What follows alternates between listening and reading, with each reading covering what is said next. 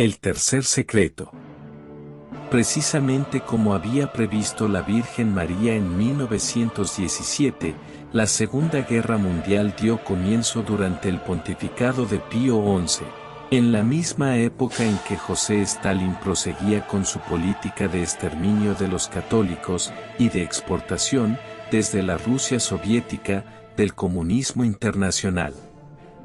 En junio de 1943, la hermana Lucía, entonces con 36 años, cayó enferma con pleuresía, lo que dejó muy preocupado al obispo de Leiria, don José Alves Correia da Silva, y a su gran amigo y consejero, el canónigo Galamba. Temían que la hermana Lucía se muriese sin escribir el tercer secreto. Una sola hoja de papel.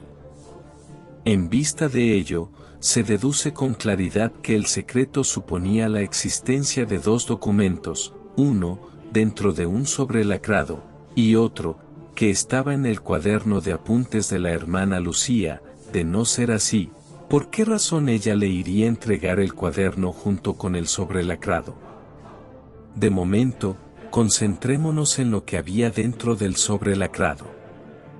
Lucía continuaba tan perturbada con el asunto de que trataba el secreto, que no le confiaría a nadie el sobrelacrado, ni tampoco el cuaderno de apuntes, sino a un obispo que se lo llevase a don José Alves Correia da Silva. El 17 de junio de 1944 la hermana Lucía salió de Tui, atravesó el río Miño y llegó al asilo Fonseca, donde entregó al arzobispo de Gursa, don Manuel María Ferreira da Silva, el cuaderno en que había colocado el sobre con el tercer secreto.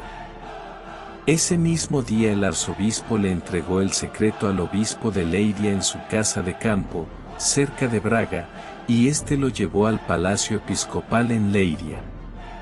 Estos detalles son muy importantes, teniendo a la vista lo que se lee en el comentario acerca del tercer secreto, publicado por el Vaticano en 26 de junio de 2000.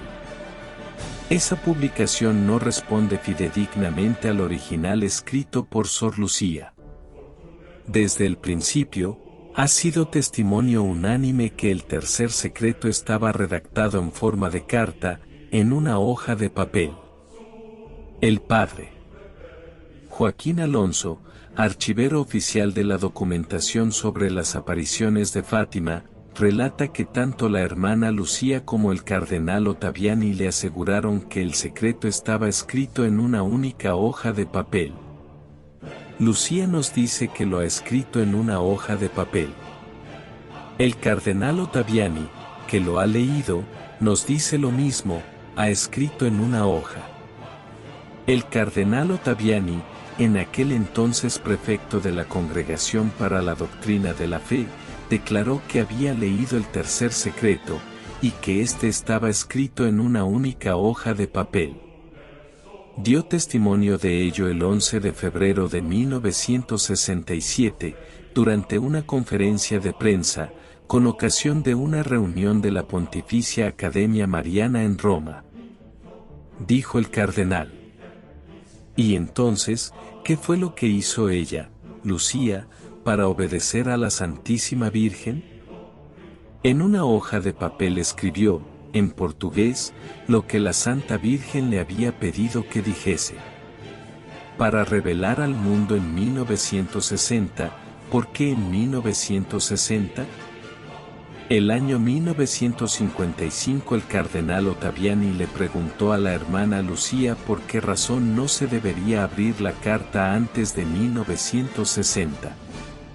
Ella le respondió, porque entonces se entenderá con más claridad. La hermana Lucía le había exigido al obispo de Leiria la promesa de que el secreto sería leído al mundo cuando ella se muriese, en todo caso, no antes de 1960, porque la Santísima Virgen así lo desea. El canónigo Bartas escribió, además, no tardará en conocerse el tercer secreto, porque la hermana Lucía afirma que es deseo de Nuestra Señora que se pueda publicar de 1960 en adelante. Esta declaración introduce un tercer hecho crucial con referencia al secreto, que debería ser revelado en 1960. En efecto, el cardenal patriarca de Lisboa declaró en febrero de ese mismo año. El obispo don José Alves Correia da Silva introdujo, el sobre lacrado por Lucía, en otro sobre, en el que escribió que la carta debería ser abierta por él mismo, don José Alves Correia da Silva, si todavía estuviese vivo, o, en caso contrario, por el cardenal patriarca de Lisboa. El padre Alonso nos dice: poco antes de fallecer en 1981, el padre Joaquín Alonso, archivero oficial de Fátima durante 16 años, declaró lo siguiente: sería, pues, del todo probable que el texto haga referencias concretas a la crisis de fe de la Iglesia y a la negligencia de los mismos pastores si se trata de luchas intestinas en el seno de la misma Iglesia y de graves negligencias pastorales de altos jerarcas. En el periodo, pues, que precede al gran triunfo del corazón de María, suceden algunas cosas tremendas que son objeto de la tercera parte del secreto. ¿Cuáles? Si en Portugal se conservará siempre los dogmas de fe, se deduce con toda claridad que en otras partes de la Iglesia esos dogmas o se van a oscurecer o hasta se van a perder. ¿Habla de circunstancias concretas el texto inédito? Es muy posible que no hable únicamente de una verdadera crisis de fe en la Iglesia de este periodo intermedio, sino que como, por ejemplo, lo hace el secreto de la Salete del cual sacamos este extracto, los sacerdotes, ministros de mi Hijo, por su mala vida, su irreverencia e impiedad en la celebración de los santos misterios, por el amor al dinero, a las honras y a los placeres, se transformarán en cloacas de impureza. Sí, los sacerdotes atraen la venganza, y la venganza se cierne sobre sus cabezas. Ay de los sacerdotes y de las personas consagradas a Dios que, por su infidelidad y mala vida crucifican de nuevo a mi Hijo. Los pecados de las personas consagradas a Dios claman al cielo y claman por venganza, y he aquí que la venganza está a sus puertas, pues no se encuentra más una persona que implore misericordia y perdón para el pueblo. No hay más almas generosas, no hay nadie más digno de ofrecer la víctima inmaculada al Padre Eterno a favor del mundo. Referencia clara y concreta que demuestra la lucha más concretas a las luchas intestinas dentro de la Iglesia, a las deficiencias de sacerdotes y religiosos. Tal vez se insinúen las deficiencias mismas de la alta jerarquía de la Iglesia. Nada de esto, por lo demás, es ajeno a otras comunicaciones que ha tenido Lucía en estos puntos. La predicción de una apostasía en la Iglesia. ¿Y de qué trata el contenido del secreto?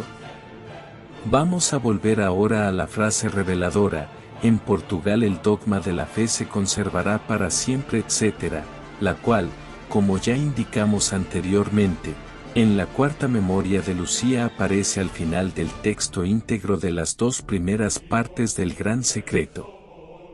En este punto debemos recordar la trascendental declaración del P. Joseph Schwagel, a quien el Papa Pío XII confió una misión secreta: interrogar a la hermana Lucía sobre el tercer secreto. Y eso lo llevó a cabo en el Carmelo de Coimbra el 2 de septiembre de 1952. No puedo revelar nada de lo que me he enterado en Fátima acerca del tercer secreto. Lo que puedo decir es que tiene dos partes, una se refiere al Papa, la otra, lógicamente, aunque no deba decir nada sobre ella, tendría que ser la continuación de las palabras: en Portugal el dogma de la fe se conservará para siempre. Así, pues, se confirma la conclusión de que una parte del secreto es, de hecho, la continuación de la frase cuyo texto completo todavía lo tiene que revelar el Vaticano. En Portugal el dogma de la fe se conservará para siempre, etc. El padre Agustín Fuentes.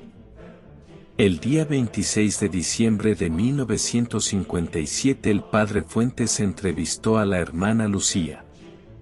Esa entrevista se publicó en 1958 con el imprimatur de su prelado, el arzobispo Sánchez, de Veracruz, México. Entre otras cosas, la hermana Lucía le dijo lo siguiente al padre Fuentes. Padre, la Santísima Virgen está muy triste, porque nadie hace caso a su mensaje, ni los buenos ni los malos. Los buenos, porque prosiguen su camino de bondad, pero sin hacer caso a este mensaje. Los malos, porque no viendo el castigo de Dios actualmente sobre ellos, a causa de sus pecados, prosiguen también su camino de maldad, sin hacer caso a este mensaje. Pero, créame, Padre, Dios va a castigar al mundo, y lo va a castigar de una manera tremenda. El castigo del cielo es inminente. ¿Qué falta, Padre, para 1960, y qué sucederá entonces? Será una cosa muy triste para todos, y no una cosa alegre si antes el mundo no hace oración y penitencia. No puedo detallar más, ya que es aún secreto.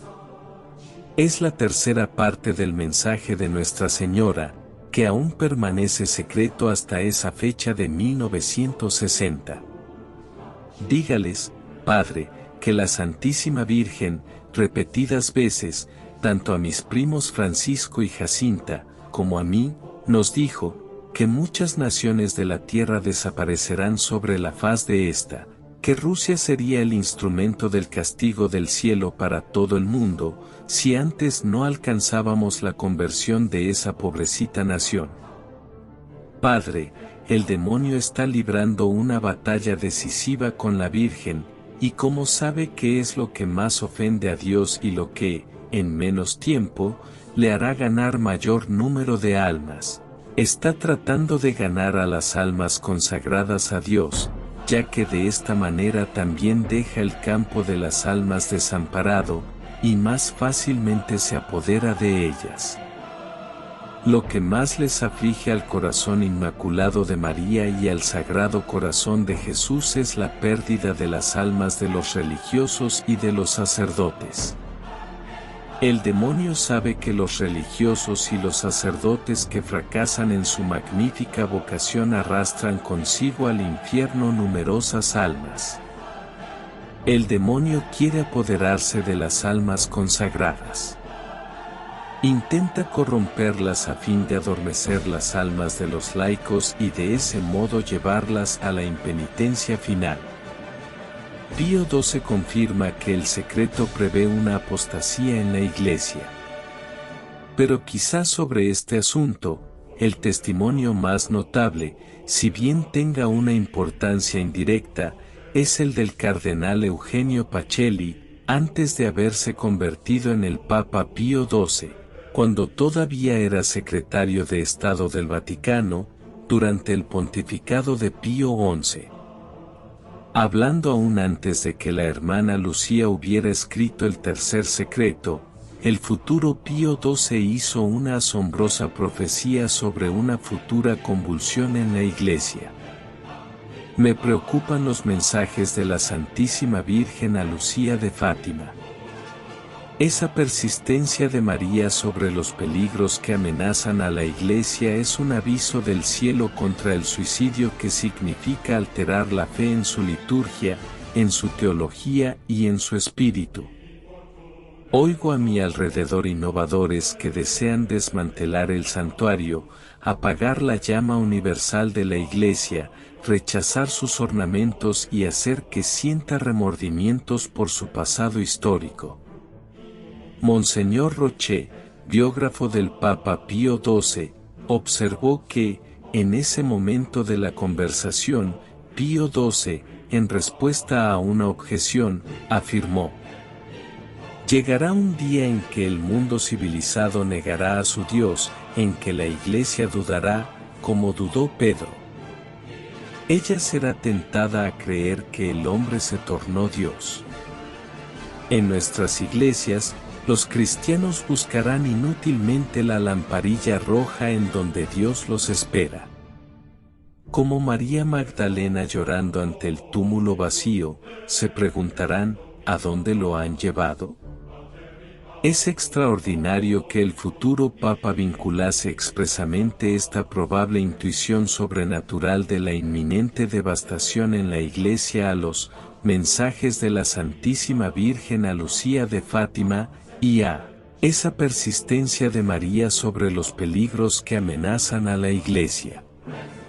La predicción sería totalmente absurda si se hubiese basado en las dos primeras partes del gran secreto, que no mencionan cosas como el suicidio, que significa alterar la fe en su liturgia, en su teología y en su espíritu, o innovadores que desean desmantelar el santuario, apagar la llama universal de la Iglesia, rechazar sus ornamentos y hacer que sienta remordimientos por su pasado histórico. Tampoco hay en las dos primeras partes nada que sugiera que, en nuestras iglesias, los cristianos buscarán inútilmente la lamparilla roja en donde Dios los espera. Hoy más que nunca se confirman en su plenitud las palabras de su Santidad Pío XII. En aquel momento, ¿quién iba a imaginar la abominación de la desolación puesta en el lugar santo? Hoy por hoy se ven y palpan sus palabras proféticas no solo en la sociedad sino también en donde menos se esperaba, en la Iglesia misma.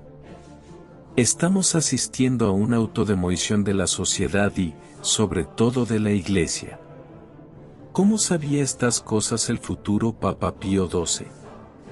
Si no fue por inspiración sobrenatural, entonces tendría que ser por el conocimiento directo de alguna de las partes, hasta hoy mantenida oculta, de los mensajes de la Santísima Virgen a Lucía de Fátima, que revelaba esos futuros acontecimientos en la Iglesia.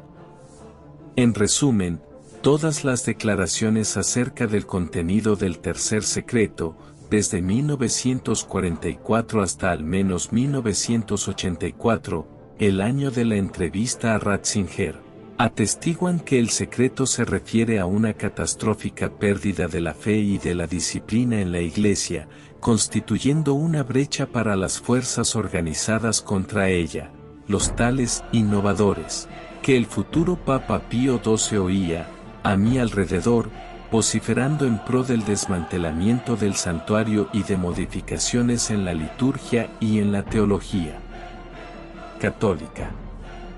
Ya en este tiempo la Iglesia estaba muy infiltrada por los modernistas y los masones, razón por la cual su Santidad Pío XII no convocó a un concilio. Como demostraremos, esa brecha comenzó en 1960, precisamente el año que dio inicio el Concilio Vaticano II, el cual se reunió una gran cantidad de obispos de todo el mundo como en ningún otro concilio de la Iglesia, precisamente el año en que, tal como había insistido la hermana Lucía, debería revelarse la tercera parte del secreto. Pero, antes de retornar a aquel año fatídico, en que tuvo inicio el gran crimen de que tratamos, tendremos que aclarar primero el motivo que dio origen a aquella acción criminal. Es lo que pretendemos hacer ahora.